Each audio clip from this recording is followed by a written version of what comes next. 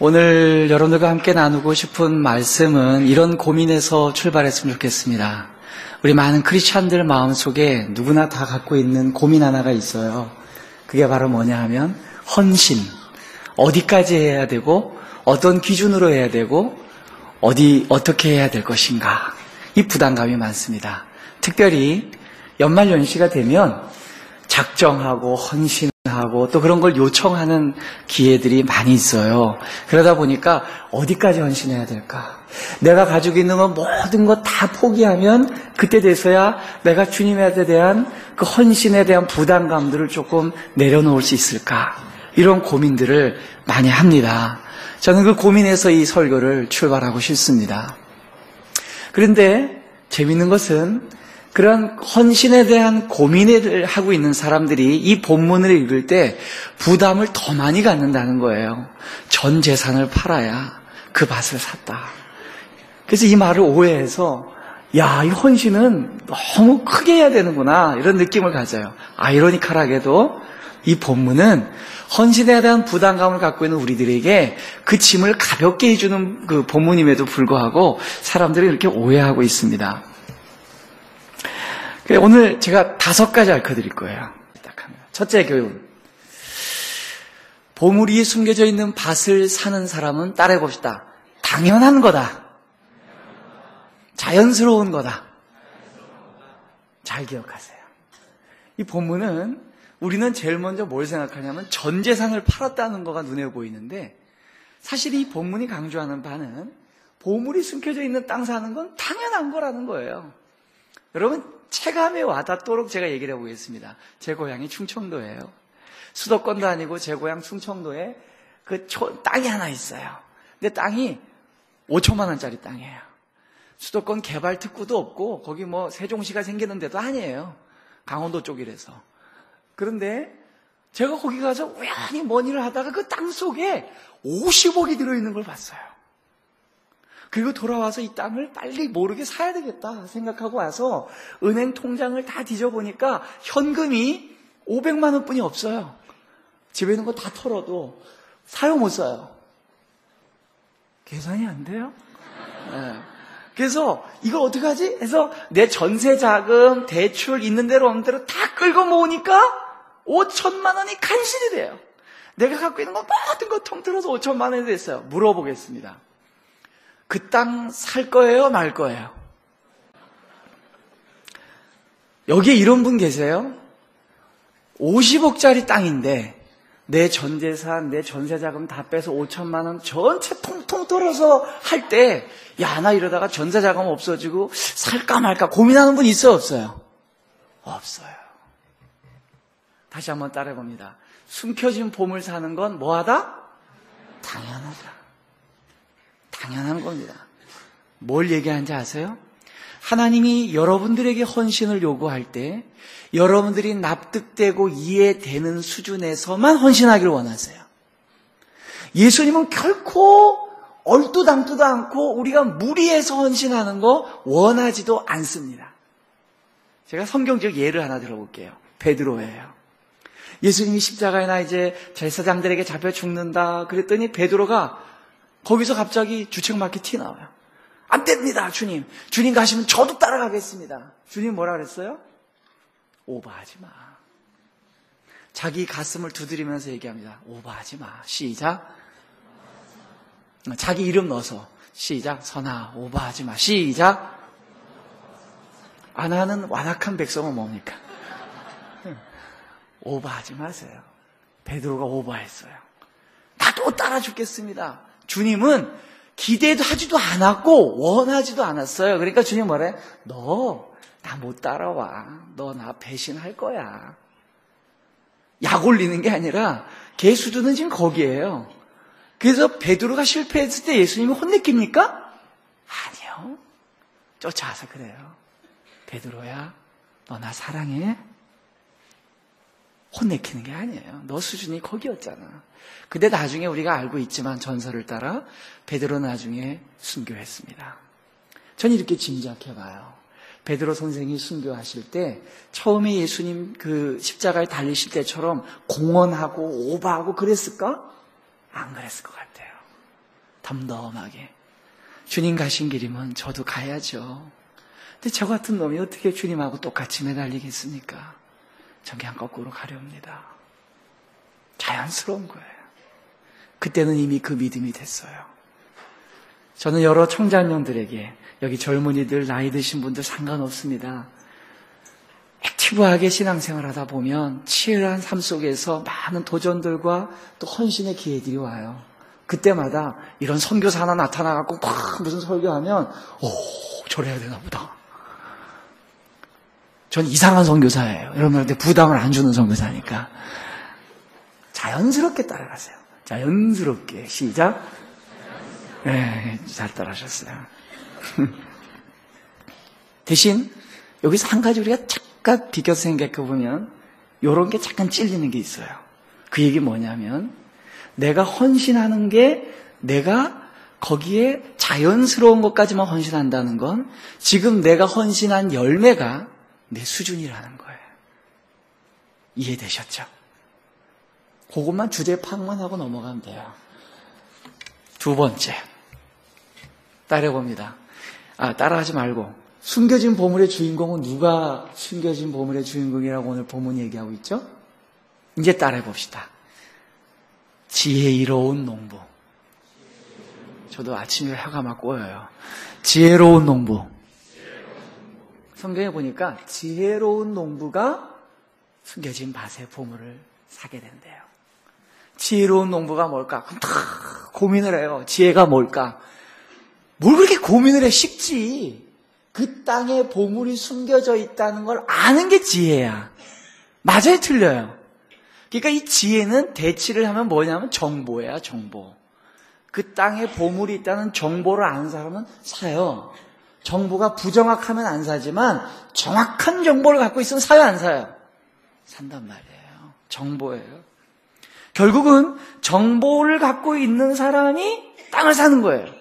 여기서 우리는 두 번째 결론이 지혜로운 사람이 땅을 산다. 여기서 머무는 게 아니라 아주 조금 노골적인 우리 질문으로 갈 수 있어요. 그럼 헌신은 누가 하는 거냐? 여러분들이 오늘 이 설교 이전까지 헌신은 누가 하는 건지 알았냐면 용기 있는 사람, 결단력 있는 사람, 신앙 좋은 사람, 기도 많이 하는 사람, 주여 할 때 두 손 들고 우리도 한번 아멘 하면 나갑시다 하면 벌떡 일어나는 사람, 그러다가 앉아서 후회하는 사람, 이런 사람이 하는 게 아니에요. 헌신은 정확한 정보를 갖고 있는 사람이 하는 거예요. 여러분 얘기를 해볼까요? 여러분에게 굉장히 떼돈을 벌 수 있는 기회가 생겼어요. 근데 이거는 두 사람한테 기회가 있어요. 한 사람한테만 있지 않고 한 사람 있으면 안 돼요. 딱 두 명이래야 돼요. 근데 여러분들이 그 한 명의 티켓, 이 대박을 얻을 수 있는 이 아이템을 누구한테 주겠어요? 자, 보기를 드립니다. 용기 있는 사람, 결단력 있는 사람, 전화 자주 하는 사람, 마지막 네 번째, 친한 사람. 항상 질문은 쉬워야 됩니다. 우린 12년 동안 너무 어려운 문제에 시달려 왔어요. 골탕 먹이는 문제. 몇 번이에요? 몰라요? 제일 좋은 거 누구 줄래요? 친한 사람. 성경을 그렇게 어렵게 보지 마세요. 예수님도 우리 다 아는 상식 갖고 비유하신 거예요. 여러분 무슨 얘기인지 아세요? 헌신에 이르는 보물의 주인공이 되는 그 지혜는 누구에게 주느냐? 그 보물을 숨겨둔 사람이 친한 사람한테만 가르쳐줍니다. 그 보물의 주인공이 누구냐? 천국의 주인이 누구예요? 예수님이에요. 예수님이 누구에게 그 보물의 정보를 가르쳐줘요? 용기 있는 사람? 결단력 있는 사람? 찬양할 때 손 잘 드는 사람? 누구요? 예수님하고 친한 사람. 성경적인 증거를 대볼까요? 누가복음 8장 10절에 이렇게 얘기하셨어요. 이르시되 하나님의 나라의 비밀을 아는 것이 너희에겐 허락되었으나 다른 사람에겐 비유로 하나니 이는 그들로 보아도 보지 못하게 하고 들어도 깨닫지 못하게 하려 함이라. 천국에 대한 이야기는 비밀이고 숨겨져 있대요. 근데 여기 너희들은 알고 그들은 모른대요. 너희와 그들의 차이가 뭐예요? 너희는 친한 사람, 그들은 3인칭이에요. 2인칭과 3인칭의 차이. 더 가까이 있는 사람만 안다는 거예요. 그래서 헌신을 강요할 필요 없어요. 저도 목회하던 목사입니다. 전 목회할 때도 그랬어요. 강요 안 해요. 제 목회한 동안 전도 얘기한 적 한 번도 없고 헌금 얘기한 적도 없고 헌금 바구니도 안 돌렸어요. 우리가. 근데 이상하죠. 매년 헌금이 늘어나요. 인원도 맨날 늘어나. 전도대회 한 번 안 해봤어요. 헌신을 왜 강조해? 안 하면 지가 손해인데. 그죠? 보물 있는데 왜 가르쳐줘? 안 캐면 지 손해인데.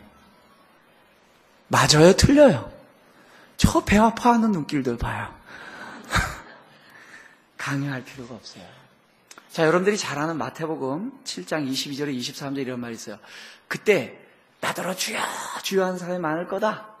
선지자 노릇하고 귀신 쫓아내고. 예수님이 이런 얘기할 때 책망을 하셨는데 여러분들이 이 얘기에 다른 포인트 보는 것보다 놓치는 포인트가 하나 있어요. 예수님이 뭘 책망했는지 아세요? 거기서 딴짓 했는 걸 얘기하는 게 아니에요.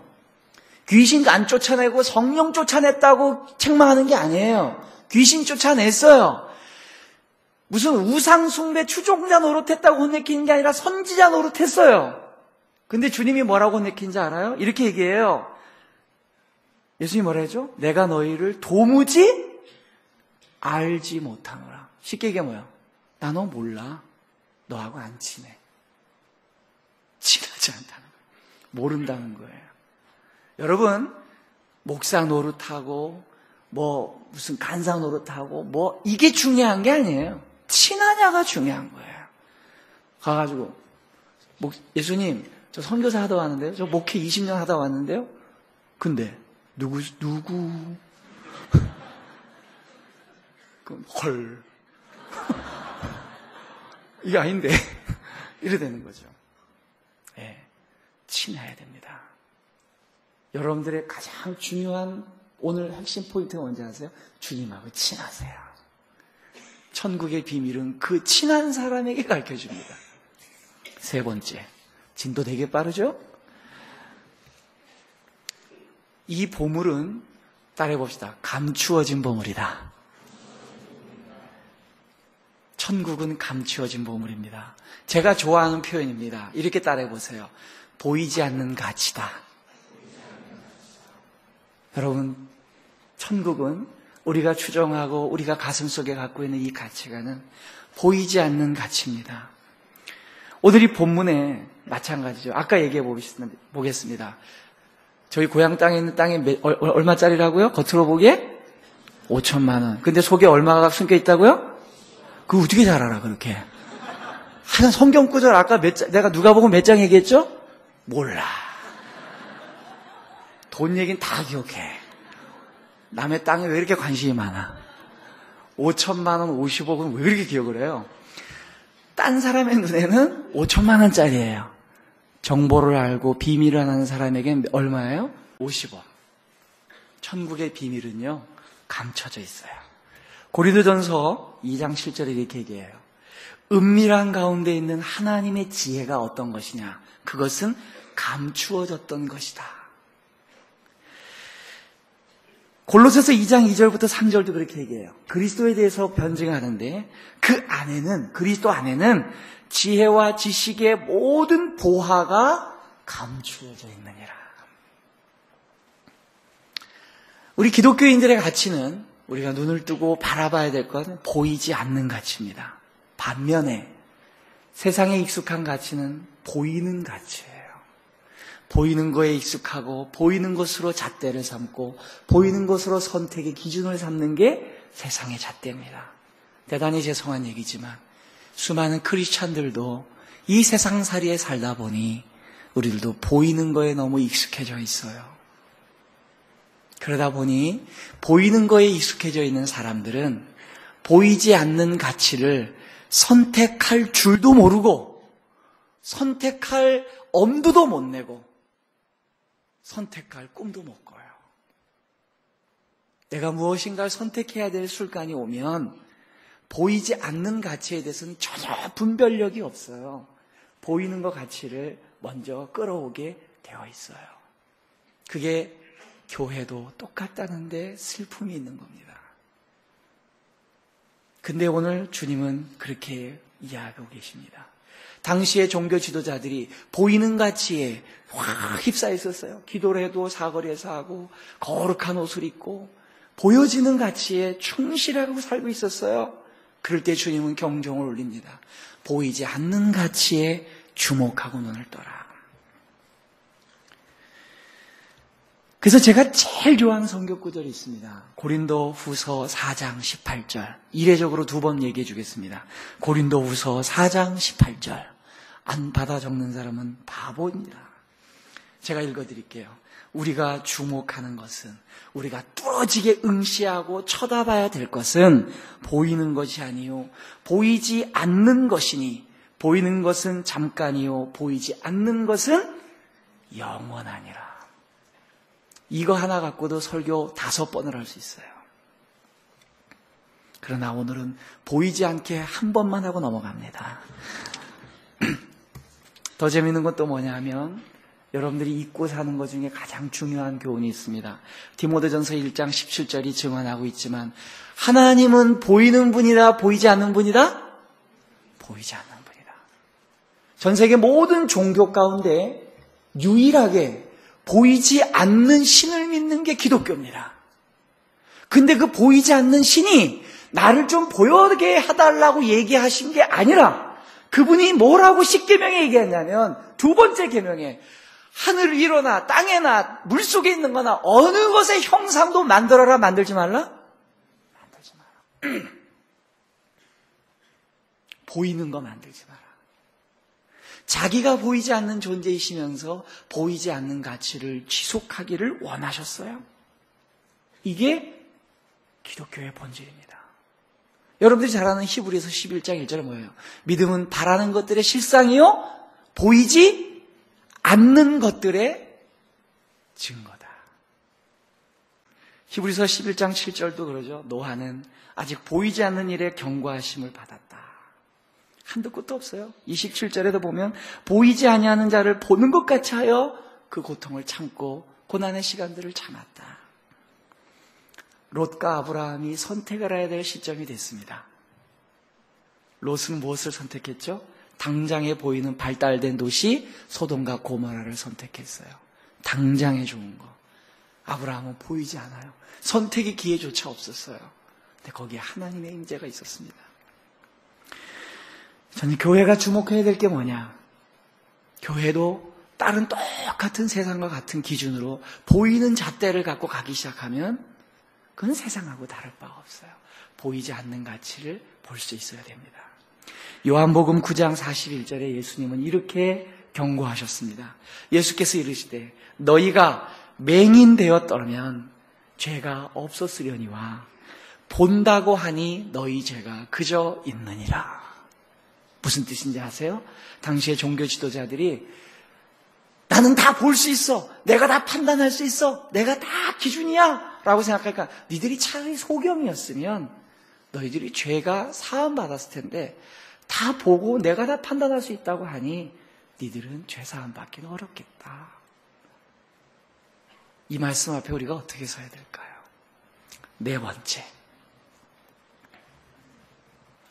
천국의 보물을 찾은 사람, 이 감추어진 보물을 가진 사람을 지배하는 정서가 뭡니까? 감정이. 오늘 본문에 나오는 감정이. 제가 보기 2번 중에 고르세요. 되게 어려워요. 잘 보세요. 1번 슬픔, 2번 기쁨. 뭡니까? 가짜라서 대답을 안 하는군요. 기쁨이에요. 항상 우리는 이게 당해왔거든요. 1번 웃음, 2번 기쁨. 이 헷갈린단 말이에요. 이러면 이게 뭘까? 예, 항상 목사님은 쉬운 질문을 해줘야 돼요. 슬픔이냐 웃음이냐 기쁨이냐. 기쁨이에요. 보물을 발견한 사람은 기쁩니다. 사람들이 손해보는 자기 전 재산을 팔아서 그 가치 없는 땅을 샀냐고 놀려도 기쁘고, 바보라고 해도 기쁘고, 비난해도 기뻐요. 왜요? 네가 모르는 보물이 내 안에 있으니까. 네 눈에는 5천만 원짜리만 보이지? 나는 50억인데. 이거죠. 무슨 얘기인지 아세요? 제가 제일 좋아하는 찬송이 있어요. 우리 서로 받은 그 기쁨은 알 사람이 없도다. 맞아요, 틀려요. 우리 서로 받은 그 기쁨은 알 사람이 없도다. 이쯤 되면 따라해야 되는데. 우리 서로 받은 그 기쁨은 알 사람이 없도. 따라하지 않는 5명을 위해서 한 번만 더. 우리 서로 받은 그 기쁨은 알 사람이 없도다. 아멘. 예수를 믿는다는 거, 천국을 소유한다는 거, 남이 알 수 없는 기쁨이 여기 있어야 돼요. 여기에서도 저기에서도 예배해도 내 배에 생수의 강이 흘러나오는 기쁨이 있어야 돼요. 그래서 저는 웃기는 얘기를 하는 사람보다 웃는 사람이 좋아요. 싱글싱글하고 웃는 사람이 좋아요.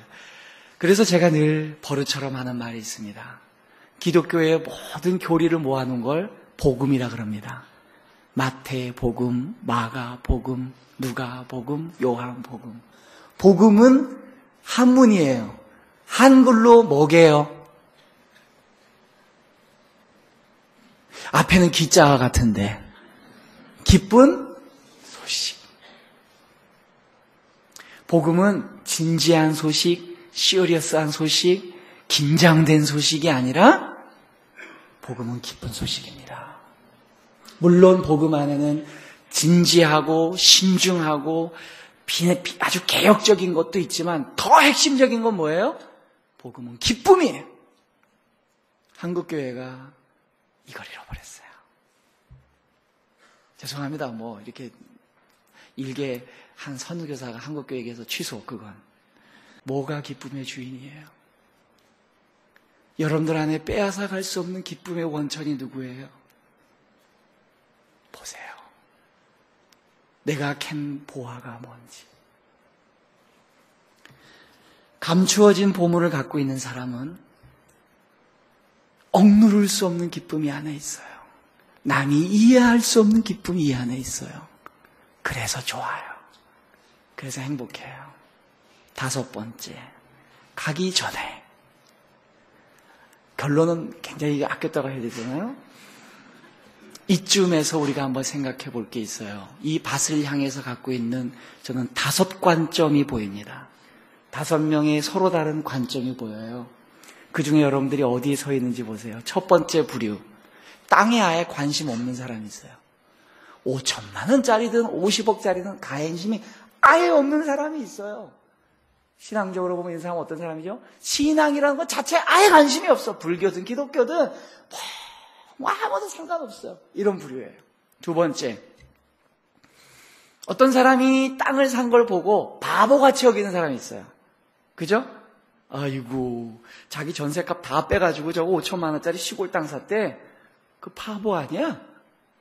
이렇게 여기는 사람이 있을 거예요. 이 사람은 어떤 사람이냐? 땅 산 당사자하고 먼 관계에 있거나 관계 없는 사람입니다. 소식만 들은 사람이에요. 아유, 저 청파동에 어떤 사람이 등신같이 그래 청파동에 있는 거 다 팔아가지고 시골에 있는 땅 샀대. 그거 바보 아니야, 그거? 얼마 있으면 재개발될 텐데. 뭐 이런 거. 이런 거죠. 신학적으로 보면 어떤 사람일까요? 기독교 신앙에 대해서 아유, 기독교인들이 다 바보야. 뭐하냐? 날 추워졌는데 새벽에 공기어 마시고 가고. 감기 걸릴 일이냐? 아이고, 아침에 택시는 왜 타고 다녀 또.